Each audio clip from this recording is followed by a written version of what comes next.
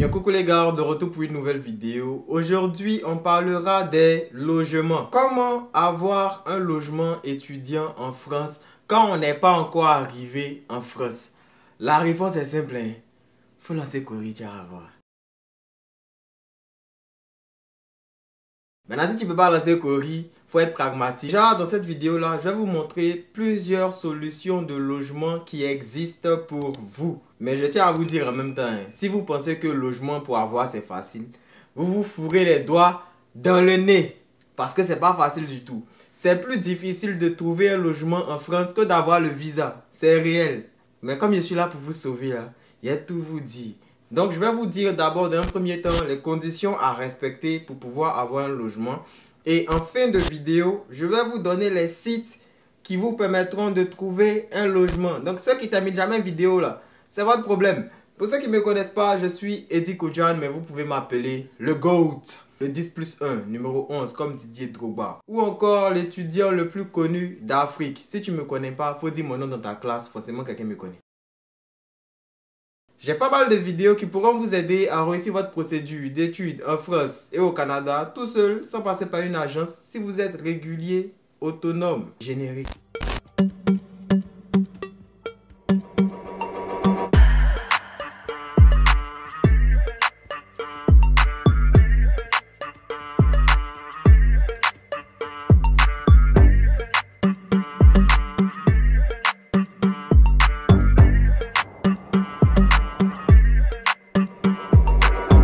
Neige partout.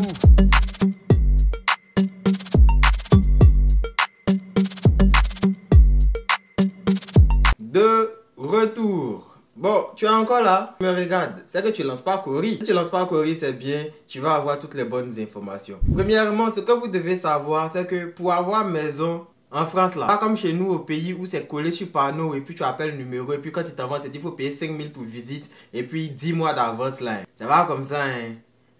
Les blancs là, les français, eux, quand ils veulent te donner leur maison pour que tu habites dedans, ils vont s'assurer que tu as les compétences pour payer. Chez nous là, c'est pas comme ça. On dit il y a une maison qui est là, tu prends, si tu peux plus payer, on te fout dehors, on s'en fout de la loi. Mais chez les blancs là, c'est pas comme ça. Donc eux, s'ils doivent te donner une maison, ils vont s'assurer que tu as les compétences pour payer, les capacités financières pour pouvoir payer. Et toi, étant donné que ton activité principale, c'est étudier, c'est clair que tu n'as pas les capacités financières pour pouvoir payer. Donc, on va te demander de fournir quelqu'un qui pourra payer au cas où toi, étudiant, là, tu n'arrives plus à payer. Donc, cette personne qui pourra payer ton loyer, au cas où toi, tu ne payes pas, on l'appelle le garant de logement.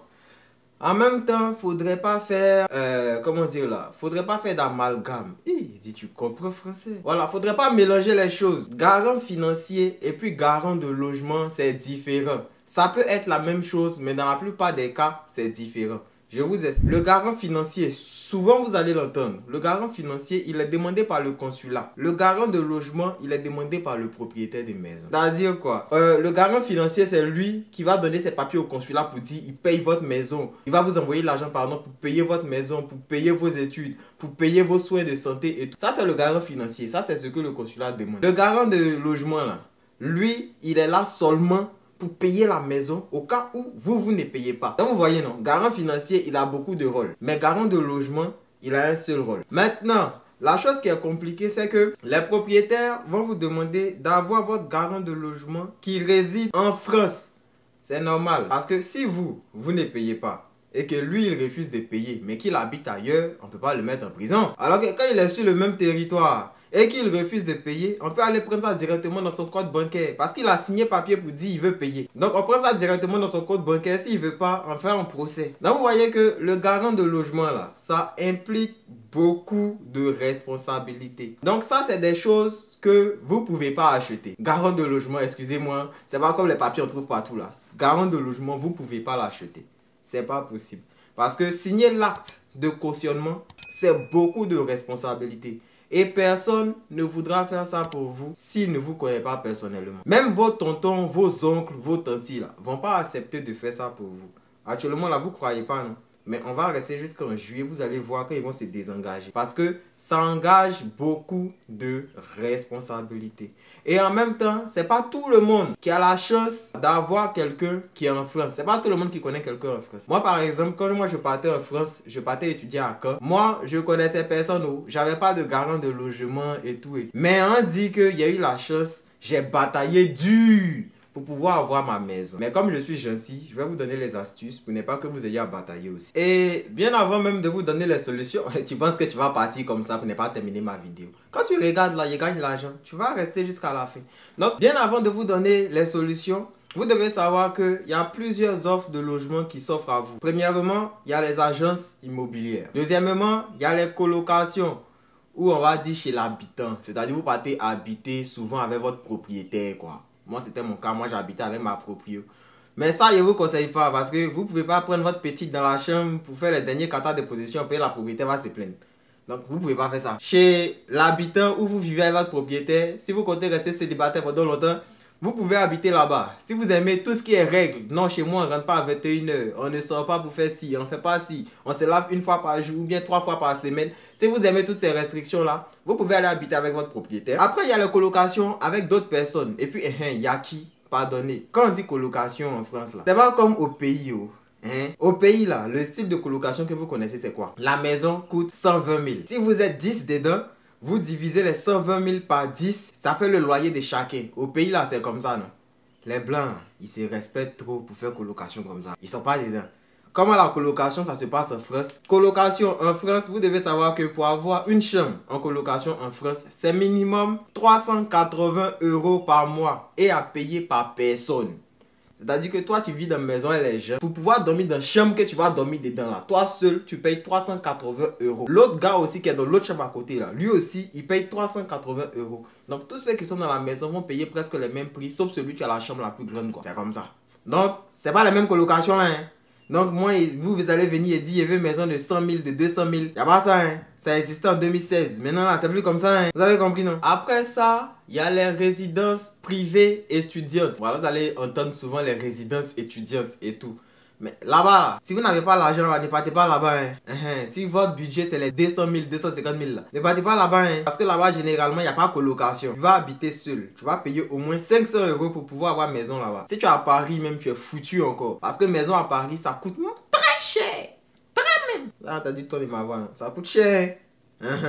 Donc, il y a les résidences étudiantes, mais clairement, c'est pas pour les pauvres. Après, il y a les résidences étudiantes publiques, qu'on appelle CROUS. Ce sont des logements sociaux. Mais même le CROUS, là, ne comptez pas dessus. Parce que le CROUS, les étudiants étrangers peuvent faire des demandes au CROUS. Parce que oui, pour avoir maison au CROUS, il faut faire demande. C'est procédure. Vous voyez. Donc, les étudiants étrangers pourront faire une demande de logement au CROUS à partir du mois de juillet. Mais arrivé en juillet, là, généralement, il n'y a plus de maison. Parce qu'en vrai, la procédure pour avoir un logement au CROUS débute en mai. Mais en mai, là, c'est pour les Français. C'est-à-dire que mai, juin et puis début du mois de juillet, ils vont prendre ça pour accorder à tous les Français qui le souhaitent. Maintenant, s'ils ont fini d'accorder à tous les Français qui le souhaitent, les petits logements qui vont rester là, c'est ça qu'ils vont distribuer aux étrangers. Donc souvent comme ça dans les villes comme les Paris et tout là, il n'y a plus de logements au CROUS disponibles quand on ouvre pour les étrangers. Vous voyez. Donc si c'est ça que vous attendez, vous n'allez pas avoir maison aussi. Voilà. Donc trouver une maison en France, je vous l'ai dit, c'est plus compliqué qu'avoir le visa lui-même. Parce que la vraie difficulté, c'est avoir le garant de logement en France. Et même quand tu as le garant de logement en France, c'est encore compliqué. Et vu que c'est pas tout le monde qui a la chance d'avoir le garant de logement en France, c'est pour ça qu'il existe Studely. Voilà, c'est mon partenaire. Eux, qu'est-ce qu'ils font? Généralement, Studely, eux, ils sont beaucoup plus dans les comptes bloqués. Les comptes bloqués, actuellement, vous ne le savez pas encore parce que je n'ai pas vraiment développé. C'est quelque chose que le consulat demande où tu vas mettre l'argent de toute une année là-dessus pour leur prouver que tu as effectivement les moyens de te prendre en charge à arriver en France. Ça, c'est la spécialité première de Studely. Ils font les comptes bloqués pour vous fournir des AVI.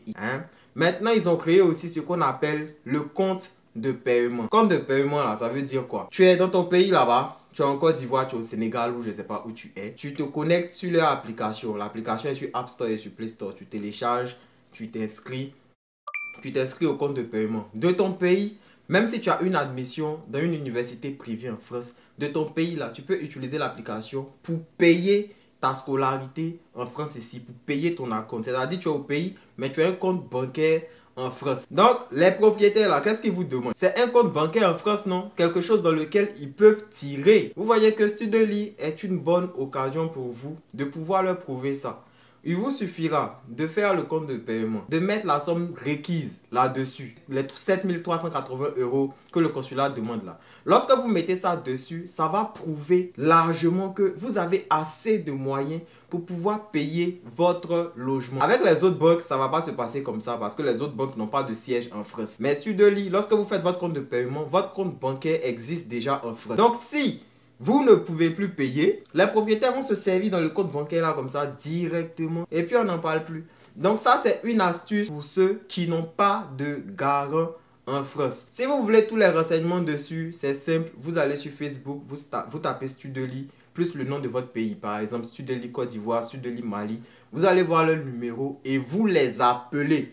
Toutes les informations que vous voulez là, ils vont vous répondre. C'est pour ça qu'ils sont payés aussi. Maintenant, pour en venir au site, pour l'instant, moi, j'ai confiance en 2 sites. C'est ce que moi, je vais vous proposer. Le premier site s'appelle Nexity. Vous allez dessus. On va vous demander est-ce que vous voulez louer, vous ne voulez pas louer, c'est quel genre de logement que vous voulez louer, ou le loyer que vous souhaitez, blablabla. Vous rentrez toutes vos informations, on va vous demander la localisation, vous rentrez la localisation et vous allez voir les logements disponibles. Après Nexity, il y a Studapart. Studapart aussi, c'est un bon site où vous pouvez aller dessus pour trouver des logements fiables quand même. Avant, je proposais des sites comme Le Bon Coin et tout, mais Le Bon Coin, il y a beaucoup d'arnaques là-bas si vous n'avez personne pour visiter vos logements. Donc, premier, vous partez sur Nexity. Deuxième, vous partez sur Studapart. Et pour faire plus simple, si les 2 sites-là ne vous suffisent pas, vous savez ce que vous pouvez faire.